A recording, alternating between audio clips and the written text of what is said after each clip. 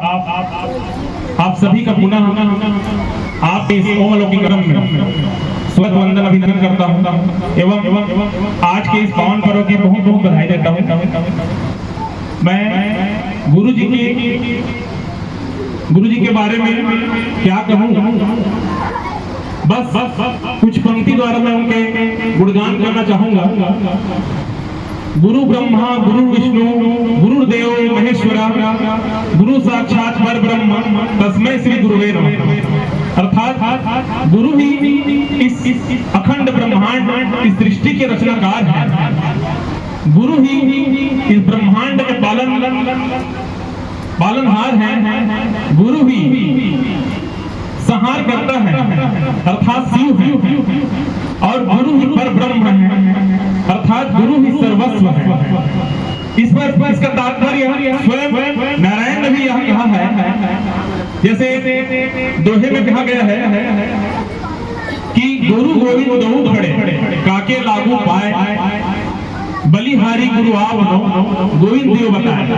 स्वयं नारायण कह रहे हैं अपने भक्त को कि पहले अपने गुरु को प्रणाम करो, उनकी पहले पूजा करो, उसके बाद मेरी पूजा करो, क्योंकि वही है जो इस दुख के भवसागर से तुम्हें पार लगाएगा। यह वो नाव है जिसे तुम्हें मोक्ष के द्वार तक ले जाएगा। मैं एक कहानी के माध्यम से गुरु महिमा को बताना चाहूंगा। 2 मिनट का कहानी है, ध्यान से सुनेगा। एक महात्मा जी घने जंगल में तपस्या करते रहते हैं। तभी उनके कर्णों में, उनके कान में शोर सुनाई देती है, टक टक की। वह आवाज एक लकड़हारा वहां पर एक लकड़ी काटने आया था। लकड़हारा से वो महात्मा जी पूछते हैं कि ये लकड़ी काटने का काम जो करते हैं उसमें कितना कमाई हो जाता है। वह बताता है कि बस जैसे जैसे दिन कट रहे हैं स्वामी जी, फिर उन्होंने उनको एक रास्ता बताया कि आप यहाँ से कुछ दूर अगर जाएंगे तो आपको कुछ मिलेगा, उससे आपका जीवन बहुत अच्छा हो जाएगा। तो वो विश्वास नहीं करता है, पर चलो एक बार जाकर देखने में क्या हो जाएगा, क्या हर्ज है। वो जाता है। वह जब जाने लगता है तब रास्ते में बहुत आगे तक जाता है, उसको कुछ नहीं दिखाई देता है। सोचता है अरे चलो वापस चलता हूँ, आज का मेरा कमाई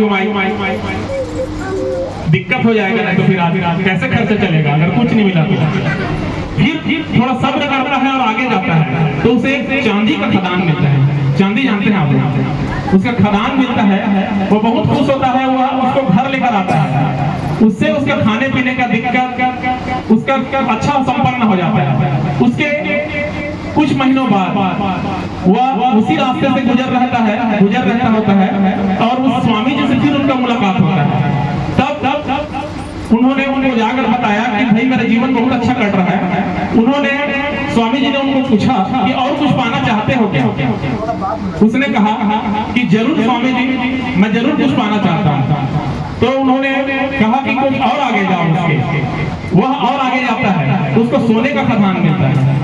फिर वह सोना घर लेके आता है और पूरा धनाढ्य सेठ बन जाता है, अपने गांव का सबसे बड़ा आदमी बन जाता है। बहुत बड़ा घर, नौकर चाकर, और उसको जीवन में और किसी चीज की आवश्यकता तब नहीं थी। तब कुछ साल बीत जाते हैं, वो बहुत अच्छे से अपना जीवन बिता रहा है।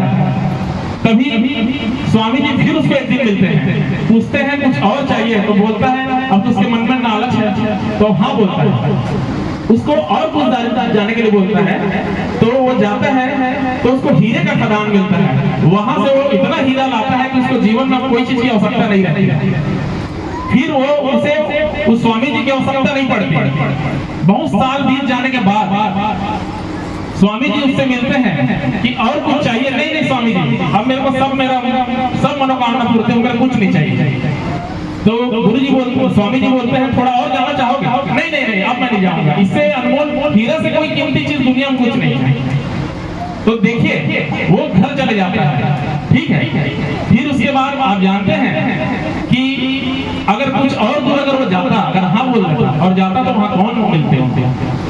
उनको वही स्वामी जी, वही सदगुरु मिलते वहां पर। उसके आगे वही वही उनको मोक्ष दिलाते हैं, उनको जो चाहिए उनको दिलाते हैं, लेकिन उस चीज से वो चूक गए।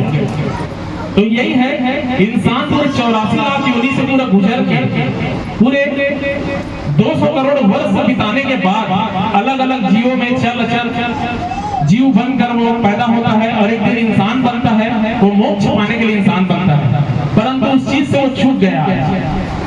ये बहुत बड़ी विडंबना है कि इंसान के लिए।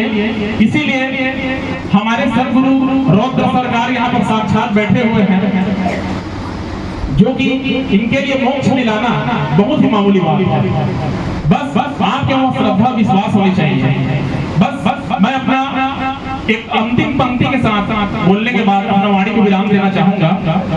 इस संसार में कोई तन दुखी, कोई मन दुखी, कोई तन दुखी, कोई मन दुखी, कोई धन बिन रहत उदास, थोड़े थोड़े सब दुखी, सुखी गुरु गदा। एक बार जोरदार तालियों से स्वागत करिए। इस संसार में सभी दुखी हैं, परंतु मेरे रौद्र सरकार का जो दास है वो कभी दुखी नहीं हो सकता। एक बार जोरदार तालियों से स्वागत करें। बोले रौद्र सरकार की, अगर कहेंगे